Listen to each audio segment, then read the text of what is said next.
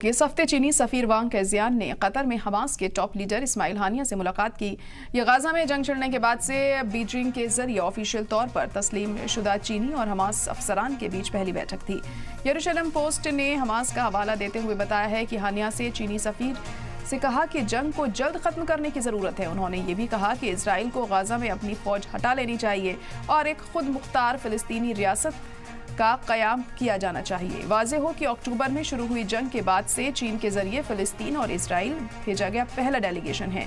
चीनी सफीर वांग हाल में ही West Bank का दौरा उन्होंने किया और फिलिस्तीनी अथॉरिटी के वजीर खारजा रियाज अल मलिकी से मुलाकात की। वहाँ उन्होंने कहा कि चीनी गाजा जंग के मामले में 2 नेशन थ्योरी का हामी है। फिलिस्तीन को एक अलग मुल्क तस्लीम किया जाना चाहिए। आपको बता दें कि शुरुआत से ही इजराइल हमास जंग के तई चीन का रुख एहतियातन वाला रहा है।